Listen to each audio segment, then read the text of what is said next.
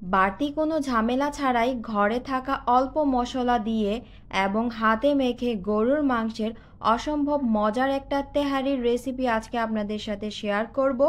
ছুটির দিন কিংবা মেহমান আপ্যায়নে এভাবে গরুর মাংস তেহারি রান্না করতে পারেন।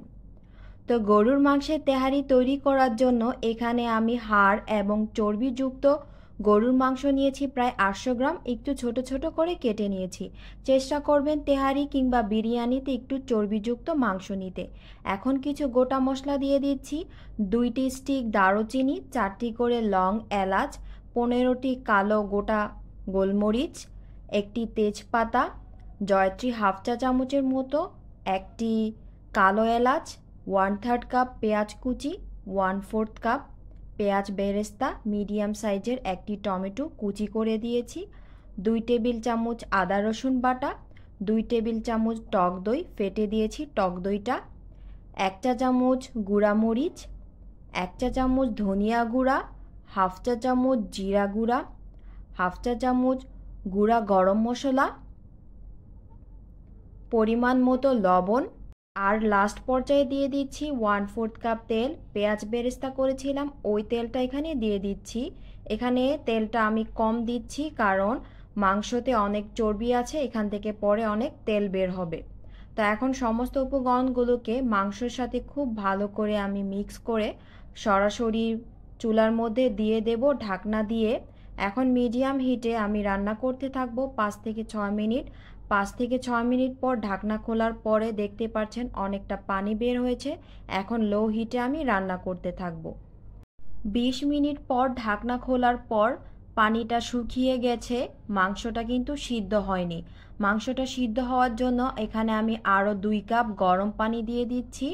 এখন নেড়েচেড়ে মিক্স করে আমি ঢাকনা দিয়ে আবারও লো হিটে রান্না করতে থাকবো যতক্ষণ না পর্যন্ত মাংসটা পুরোপুরি সিদ্ধ হয়ে যাচ্ছে। এইদিকে 1 কাপ পোলাও চাল দেওয়ার পরে আরেক কাপের একটু কম দিচ্ছি, এর পরিবর্তে দিয়ে দেব মুগ ডাল 2 টেবিল চামচের মতো। মুগ ডালটা দেওয়ার কারণে তেহারিটার স্বাদ দ্বিগুণ বেড়ে যাবে। এখন চাল ডালটাকে খুব ভালো করে ধুয়ে পরিষ্কার পানিতে প্রায় 30 মিনিটের মতো ভিজিয়ে রাখবো, পরে স্ট্রেনারে ঝরিয়ে রাখবো। তো এইদিকে মাংসটা সিদ্ধ হয়ে গেছে, দেখতেই পাচ্ছেন আসলে মাংসটা থেকে কতটা তেল বেরিয়েছে।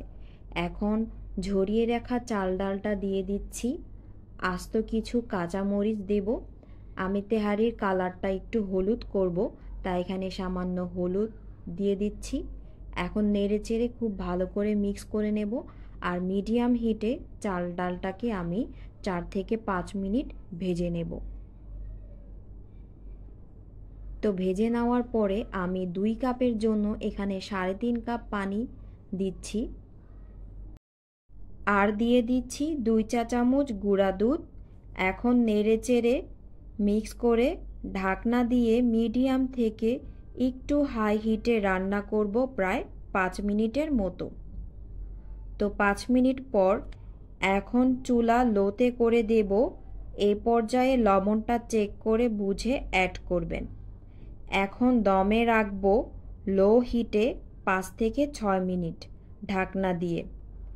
তো এখন ঢাকনা খুলে একবার আলতো করে উল্টিয়ে উপরে সামান্য ঘি দিয়ে আবারও লো হিটে দমে রাখবো 7 থেকে 8 মিনিট। তো এখন ঢাকনা খোলার পর চালটা কিন্তু খুব ভালো করে সিদ্ধ হয়ে গেছে, আর দেখতে পাচ্ছেন এটা কতটা ঝরঝরে আর লোভনীয় হয়েছে দেখতে। তো তৈরি হয়ে গেল অসম্ভব মজার এই গরুর মাংসের তেহারি। লাস্ট পর্যায়ে দিয়ে দিচ্ছি সামান্য পেঁয়াজ বেরেস্তা।